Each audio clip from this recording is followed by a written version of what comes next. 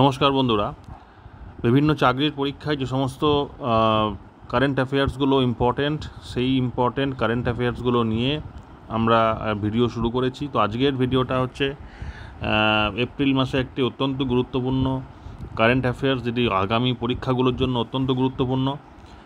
সেটা হচ্ছে Euvichol S, নতুন একটা কলেরা ওরাল ভ্যাকসিন বেরিয়েছে, যেটা হু অ্যাপ্রুভ করেছে।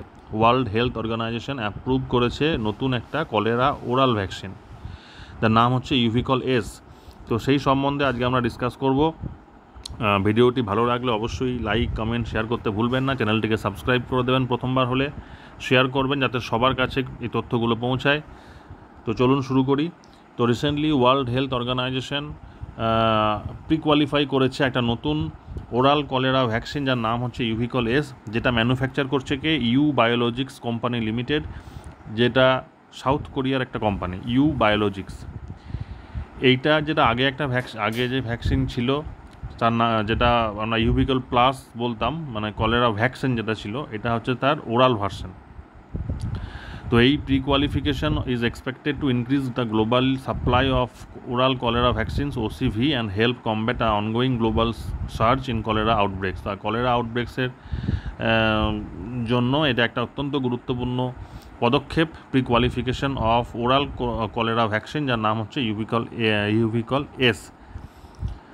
তো ইউভিকল এস ভ্যাকসিন সম্বন্ধে একটু জেনে নেওয়া যাক। Euvichol S is a simplified version of the existing Euvichol plus vaccine. Euvichol plus বলে যে ভ্যাকসিন ছিল সেটারই একটা সিম্পলিফাইড ভার্সন হচ্ছে ইউভিকল এস, যেটা ওরালি কনজিউম করা যায়। এবার the new formation reduces the number of vaccine components while maintaining its effectiveness against key cholera serogroups. মানে ভ্যাকসিনের তুলনায় অবশ্যই ওরাল ভ্যাকসিন বা যে মুখ দিয়ে খাওয়ার যে ওষুধ, সেটা কিন্তু অবশ্যই একটা গুরুত্বপূর্ণ পদক্ষেপ, কারণ হচ্ছে এটা অনেক easier than the vaccine. The simplification lowers production cost. অবশ্যই একটা প্রোডাকশন কস্টের ব্যাপার থাকে, যেটা অবশ্যই ভ্যাকসিনের তুলনায়, মানে ইনজেকশন ভ্যাকসিনের তুলনায় অবশ্যই ওরাল ভ্যাকসিনটার প্রোডাকশন কস্ট কম।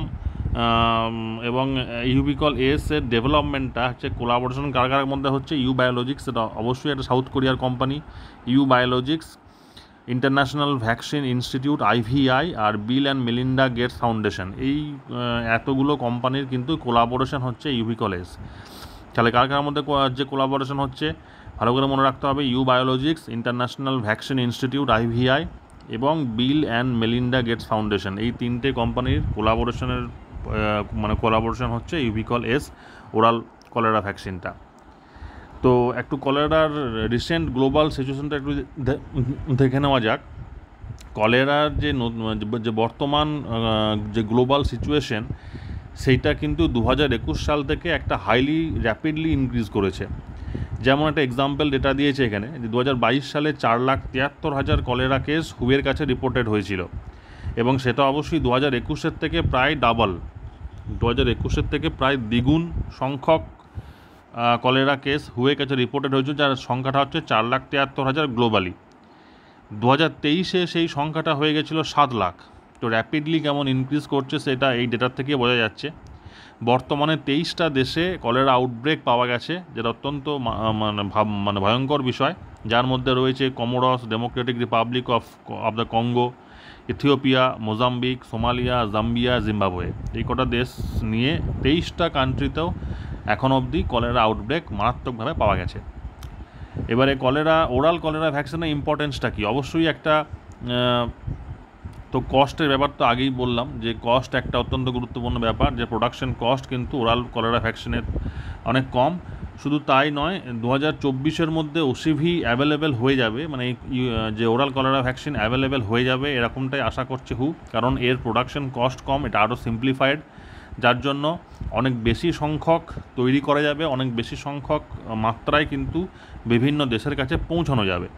তো এখানে যেটা একটা ডেটা দিয়েছে, approximately 50 million 50 million doses are now forecasted to be available to the global stockpile this year compare to 38 million in 2023।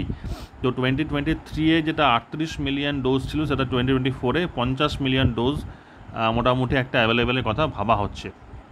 এইবার আমরা একটু জেনে নিই ওয়ার্ল্ড হেলথ অর্গানাইজেশনের সম্বন্ধে। এটা আমরা সবাই জানি, তবুও এই ওয়ার্ল্ড হেলথ অর্গানাইজেশন কিন্তু প্রত্যেক পরীক্ষায় বিভিন্ন ধরনের কোয়েশ্চেন আসে। যে কোয়েশ্চেনগুলো আসে সেগুলো একটু জেনে নেওয়া যাক। ওয়ার্ল্ড হেলথ অর্গানাইজেশনের ফুল ফর্ম হচ্ছে, মানে হুয়ের ফুল ফর্ম হচ্ছে ওয়ার্ল্ড হেলথ অর্গানাইজেশন। এটা কোন সালে এস্টাবলিশড হয়েছিল? 1948 সালে 7ই এপ্রিল। খুব ইম্পর্টেন্ট কোয়েশ্চেন, বারবার পরীক্ষায় এসছে। 1948 সালে 7ই এপ্রিল। এর হেডকোয়ার্টার প্রত্যেক পরীক্ষায় আসে, যেটা সুইজারল্যান্ডের জেনিভা অ্যান্ড সুইজারল্যান্ড হচ্ছে এর হেডকোয়ার্টার। বর্তমানে মেম্বার স্টেট হচ্ছে 194 কান্ট্রিজ, 194টা দেশ বর্তমানে এর মেম্বার স্টেট। হুয়ের অবজেক্টিভ কি? Attainment of the highest possible level of health by all people, focuses on global health issues like communicable and non communicable diseases, mental health and emergency response. হুয়ের আরেকটা কাজ হচ্ছে world health report publish করে এবং world health statistics annually publish করে। এবারে ইভিকল এসের একটু ফিউচার ওভারলুক দেখে নেওয়া যাক। তো যেটা আগেই বলা হয়েছে, ফিউচার আউটলুক কিন্তু অনেকটা বেশি, যেটা আমাদের ভ্যাকসিনের তুলনায়, মানে ওরাল ভ্যাকসিনটার আউটব্রেকটা অনেক বেশি।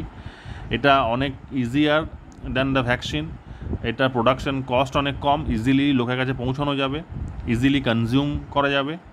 যদিও ভ্যাকসিন, এখানে লাস্ট লাইনে বলা, যদিও ভ্যাকসিনটা তো অবশ্যই important, it is important to know that vaccines are just one part of a comprehensive approach. Cholera ম্যানেজমেন্টের ক্ষেত্রে ভ্যাকসিনটা হচ্ছে জাস্ট একটা কম্প্রিহেন্সিভ অ্যাপ্রোচ, কিন্তু সবথেকে আগে যেটা মাথায় খেয়াল রাখতে হবে যে সেফ ওয়াটার, হাইজিন মেনটেন করা, স্যানিটেশন মেনটেন করা, এইগুলো কিন্তু আগে দরকার। তারপরে ভ্যাকসিনের কথা ভাবা যায়। মানে ভ্যাকসিনটাও জাস্ট একটা পার্ট, কিন্তু বাকি যে পার্টগুলো, হাইজিনের পার্ট, স্যানিটেশনের part, drinking water, safe water, যে ড্রিঙ্কিং ওয়াটারের পার্ট, এইগুলো কিন্তু আরও ইমপ্রুভ করতে হবে। তবেই কিন্তু আমরা সবাই মিলে কলেরাকে, মানে কলেরার যে আউটব্রেক সেটা আমরা ডিক্রিজ করতে পারবো। তো আজকের ভিডিওটা এই পর্যন্তই ছিল। আশা করি অনেকে কাজে লাগবে, গুরুত্বপূর্ণ একটা ভিডিওটি ভালো লাগলে অবশ্যই লাইক, কমেন্ট, শেয়ার করতে ভুলবেন না। সাবস্ক্রাইব করে দিন, অনেক বেশি করে শেয়ার করুন যাতে সবার কাছে ভিডিওটা পৌঁছতে পারে। ভালো থাকবেন, ধন্যবাদ, দেখা হচ্ছে পরের ভিডিওতে।